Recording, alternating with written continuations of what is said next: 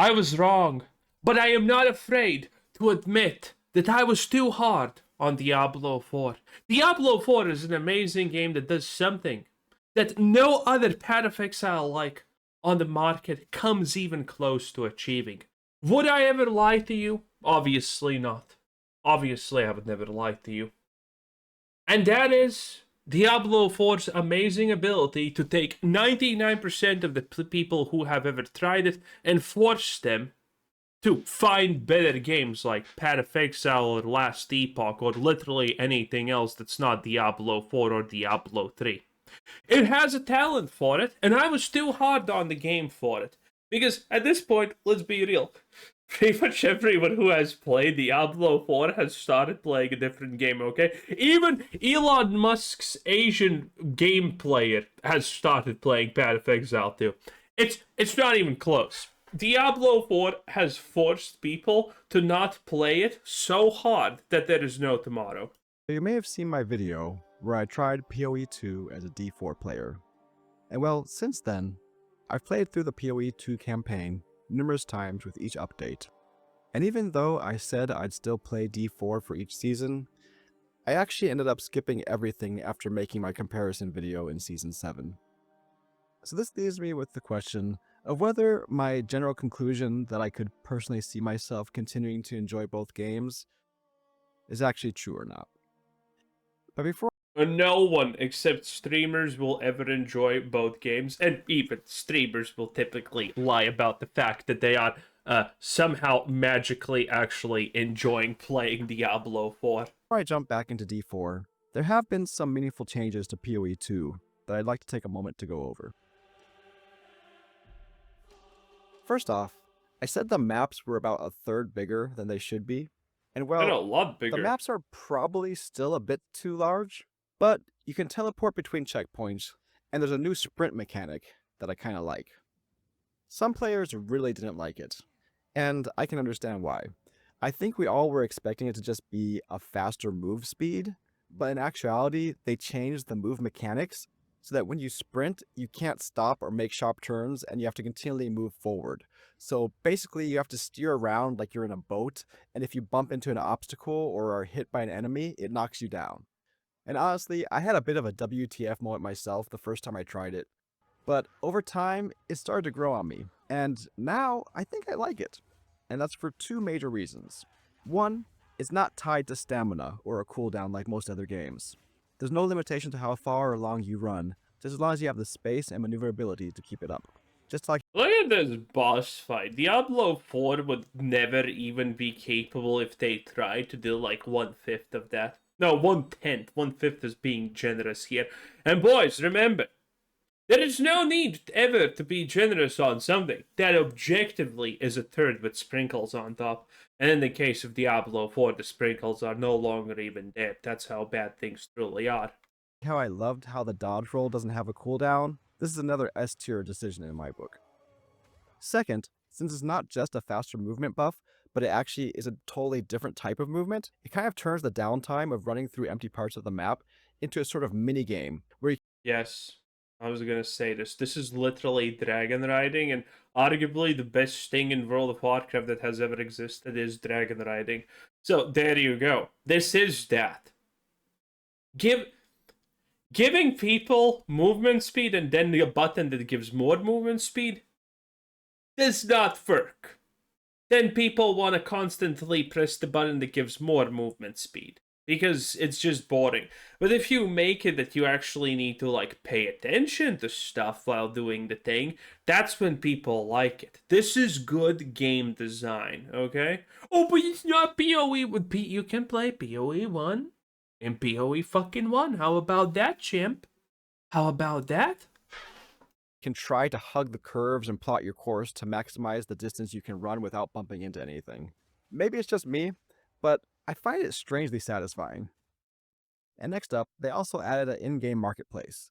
And now, you were able to trade items in PoE2 before as well, but it required you to message the player and work out when you can meet them at their hideout in real time, and for a somewhat antisocial introvert like myself, it kinda sucked. Now, with the Abyssal League update, however, You can search in-game for your items, and when you find something you want, you can teleport directly to the player's hideout with a single Based. click and purchase the I also like the fact that they actually made that you just go to someone's hideout and you can see other stuff that they are selling and whatnot, and you just buy it because you still have that kind of personal interaction with another player, but it's not really a personal interaction. It's pretty cool. You can teleport directly to the player's hideout with a single click and purchase the item right away by just picking it up and putting it into your inventory, regardless of whether or not the seller is there or even online at all. You don't even have to talk to them, which once again is great for introverts like me. Also, I think crafting in PoE2 is still more RNG than Diablo 4, but there have been some Yes. Pad of Excel's crafting, by the way, is 300 billion times more RNG than Diablo 4. But the difference is you can choose to do this RNG. You know that most outcomes are not going to be that good. And, well, you're supposed to get something really good out of it, and if you don't, you don't. Because the game is slower, more methodical, and not everything is instant dopamine adrenaline hits. That just makes it a better game than Diablo 4. In Diablo 4, this would never be accepted. People would hate it because it's not free. Again, Diablo 4 just completely goes on the idea that everything should always be given for free. Again, I've been saying this forever. Just allow people to start at level 60, Torment 4 or whatever is the max Torment with max Paragon. Okay? That's how Diablo 4 should be played. Do that and maybe people will actually play the game in a season. Because no one wants to level in a game where the leveling is meaningless, where the experience is meaningless, and where the outcomes of your leveling don't fucking matter. No one wants to do that. It's lame, it's boring, it's non-productive. It's a waste. Everyone knows that the leveling and everything you do in Diablo 4 until maximum level and maximum torment is a waste of time. There's no reward, it's just tedium. Because everything needs to be granted instantaneously. Hat of Exile, though, completely different thing. Things that you accumulate matter. Things that you get matter. additions to help give you a bit more control.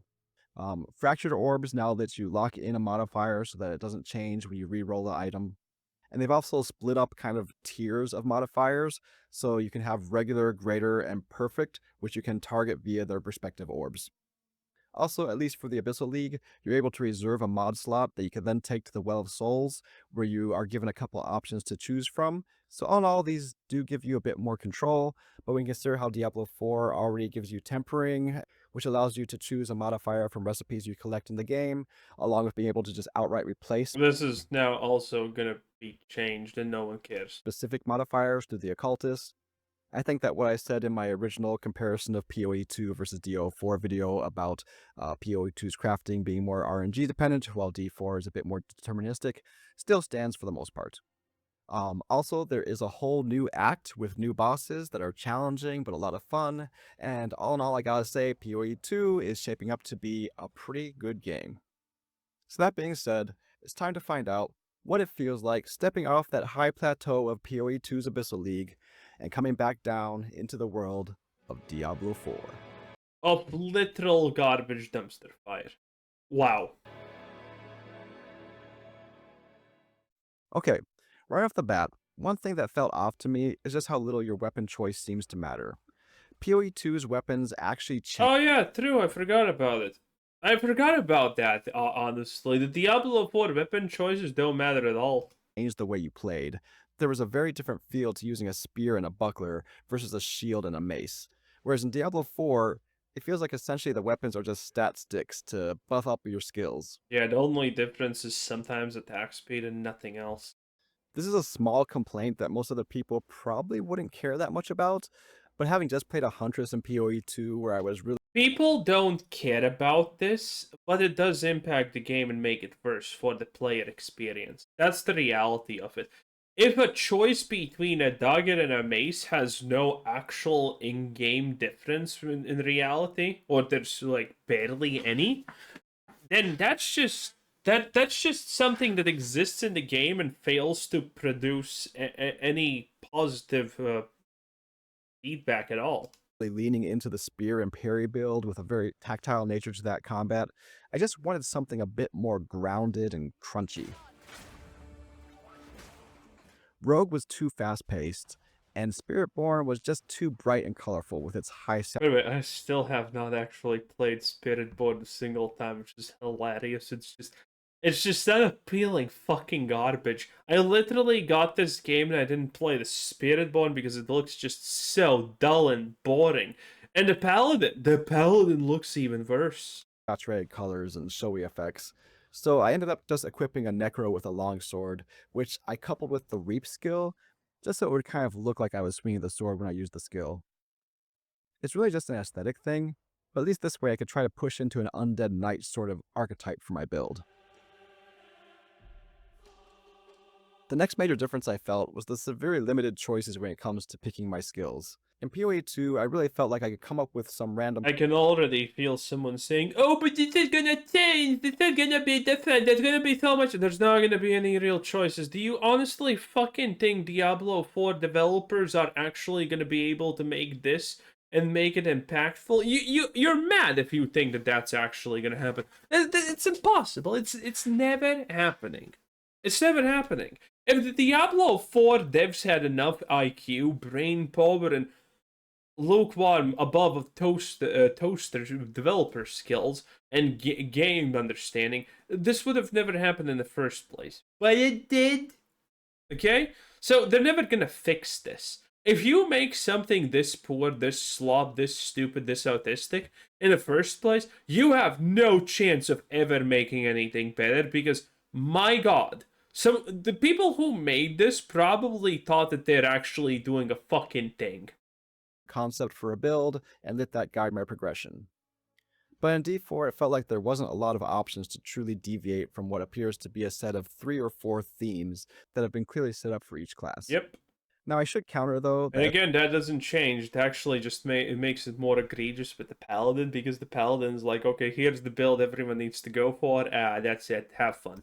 it's not like there's no customization.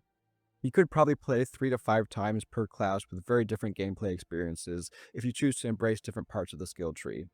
Also, there are legendary aspects that affect your skills in very meaningful ways that can This is actually not true. If you play your first run and you're playing the stronger build of the class, the next time you play the game again and you're not using that strongest build, you're gonna have a bad time because it's that there is a huge difference in Diablo 4 between a spec that's strong and a spec that's shit or mediocre. In Path of Exile, you have combos, you have movement, you have defensives, you have all of these things that make each style of gameplay feel unique and equally valid, even though they are uncompatible actually in how good they are. But in Diablo 4, only the best thing matters because, again, the game is about one shot of the screen, one shot of the screen, one shot of the screen. Do you know what just happened? Then one shot of the screen. And anything that does that, but does that more poorly, is just objectively worse as a feeling. So no one wants to play the bad specs because they're just objectively not fun. switch things up, and all in all, that's probably more than enough replayability for your average gamer. But for those of you looking for a very deep ARPG with a lot of longevity, compared to PoE2, this area does feel a bit lacking. In terms of progression, a big difference is that D4 allows you to skip the campaign, while PoE2 Because doesn't. it's shit. Replaying both games, I think I can see why each game chose that design. D4's campaign is slower paced, with a lot of cutscenes and cinematics that are very compelling in your first playthrough, but would probably grow stale over time. But PoE2's campaign is in itself built to be a sort of guided leveling experience, leading you from map to map in a largely linear progression with little to no backtracking. That being said, playing PoE2 now with Act 4 and the interlude section before the endgame, it did start feeling like the campaign was getting a bit long, and I kind of found myself wishing I could skip it, at least maybe once per league in case you want to make some ults. But at any rate, I had already completed the D4 campaign way back at release, and since the purpose of this playthrough was to get a feel for what new players would be experiencing, I decided not to skip it this time and actually to play through from the start. And well, I gotta say, even without skipping the campaign, I was pleasantly surprised at just how many options you have for how you want to approach your playthrough. You can just follow the main quest objectives and run through the campaign linearly, but it seems to be really designed to have these moments where you just run into distractions on your way. You'll see these little mini events going on in the world map, and you have NPCs calling out to you with dialogue that kind of tempts you into a side quest. Saw that. Overgrown vermin's broke another trap. You also gain reputation by unlocking the map, so that encourages exploration in a fairly organic way. Later on, you also get nightmare Versus the exploration, the chores. This is being way too nice to Diablo 4 as a game. dungeon keys that you can use for some extra challenge and change of pace. And of course, you may also know that there are hell tides, the pit, and some other mechanics as well, but those things are locked off till after the campaign, so we're going to ignore those for now. Those being locked, however, does hint at an issue that I've discovered with the game's approach to difficulty, in that nearly all the game's difficult content is locked to post-campaign. So even though you have so many options of things to do to level up, there's not a lot of incentive to actually do so. No incentive, So let's talk about actually. difficulty. This has become quite the personal bugbear of mine, especially in the way that it's developed since release. On my past videos, I got a number of comments that D4 is too easy, essentially it's a total cakewalk. And well, that struck me as a bit odd at first, because from my memory, I've always been able to get a fair bit of challenge from the game. I was always able to Okay, that confirms it. I didn't want to say it at the start, but this guy is probably below average skill when it comes to being a gamer. This guy represents the below average players most likely. That's the reality. I kind of got it right here where what did he say? He said something here about the average player in Diablo 4 or whatever, which is not true. The average player is playing literally everything but Diablo 4 and disliking it. People below average are left playing Diablo 4 at this point. That's just me being brutally honest. control the difficulty by pushing ahead to higher world tiers. And when I wanted to really test my limits, I'd pop the absolute highest level nightmare dungeon I could without being instantly one-shot and just see if I can get through it. Oh, there's no skill there, okay? Diablo 4 has absolutely no skill involved. It's always a stat check. It's that simple. It's always a stat check. It doesn't matter really what your build is, it's just a stat check. Are the enemies instantaneously killing you on a couple of shots? Yes, well, you don't have enough stats. Can you kill them faster? Yes, well, maybe you do have enough stats. This was a sort of dynamic You can't escape this. You can't outplay the NPCs. They just hit you and deal damage. The whole point of Diablo 4's endgame is stun enemies, get shield, keep them stunned, kill them. approach to difficulty that I truly loved about the game. But I forgot that a lot of that was thanks to me being able to skip the campaign, and more importantly, almost all of those dynamic systems were completely squashed with the Vessel of Hatred expansion. See, before Vessel of Hatred, enemies scaled to your level. And now, I know that got a lot of criticism, but what people usually forget is that it only scaled up to your level. This is probably the only part of the game that I kinda almost liked. Kinda almost, because this character was here also. And I still have no idea why she was even our companion or friend or whatever you want to call her. It's like, it's just a diversity hire for no reason. Things never scaled down to you. This meant that enemy levels would never drop below yours, but you could always go to an area that was above your level, and the enemies there would be more challenging. Strongholds, for example, had levels that were set above what you would usually start that world tier at, so you could wait until your level matched the zone, or go there early to see if your build can handle it. And then you had capstone dungeons, which also had set levels that you could challenge early, and if you beat them, you could then increase the world tier, which would increase the difficulty of the entire world, which means that if you had done this early, well, now the whole world is over-leveled, and everything's challenging until you work your way back up again. It gave the game a real dynamic ebb and flow to its difficulty that I just couldn't. This is absolutely not true in the first place, okay?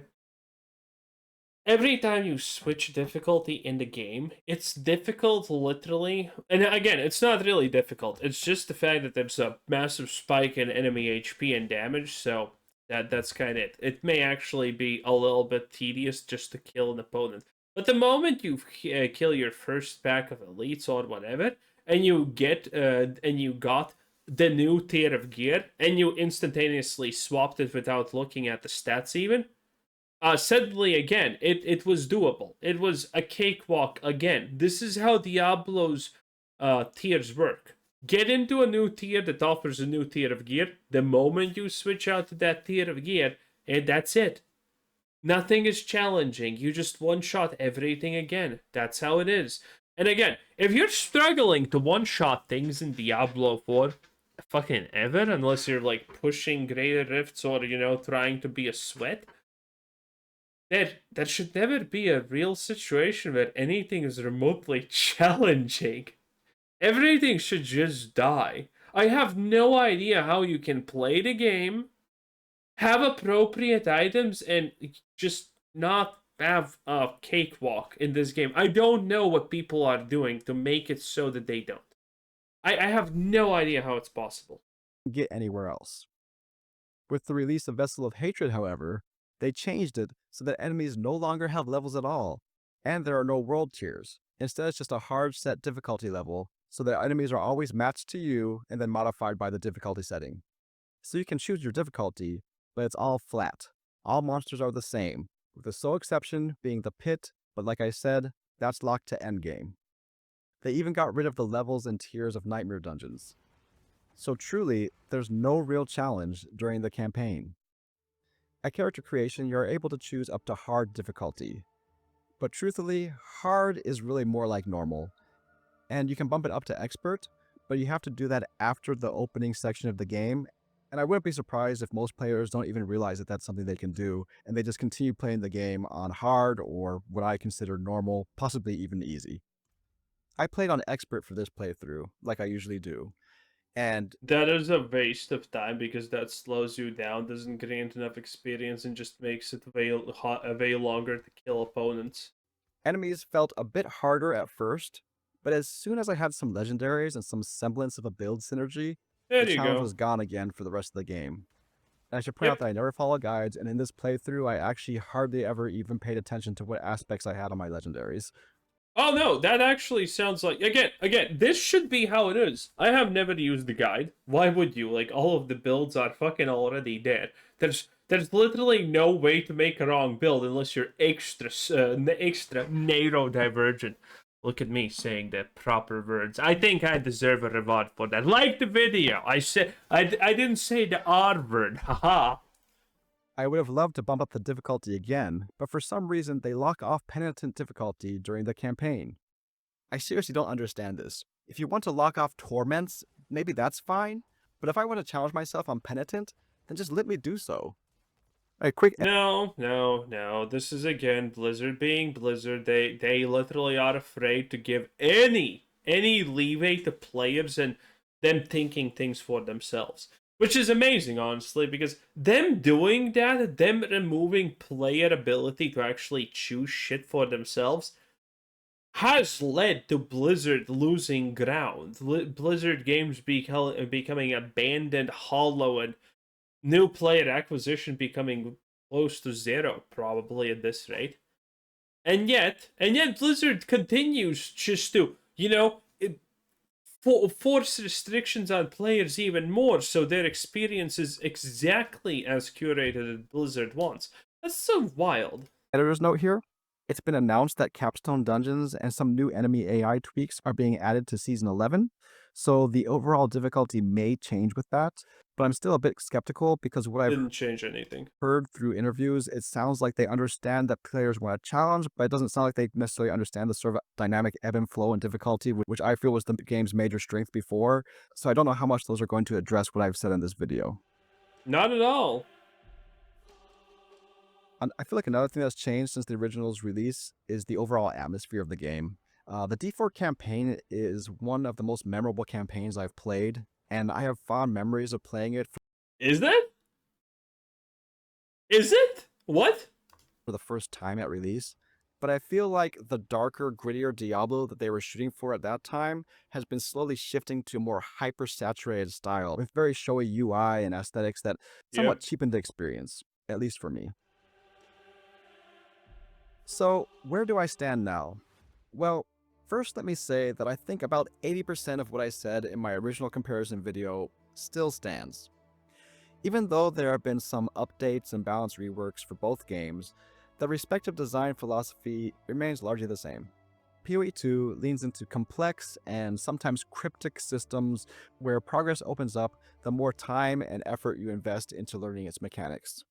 D4, on the Good. That's how it should be. other hand, has a more curated and straightforward approach, where progression, crafting, and upgrades are largely more deterministic, so you can reliably feel yourself getting stronger without much friction. Well, in any case, we have to be thankful for Diablo 4 for making people go and find different games.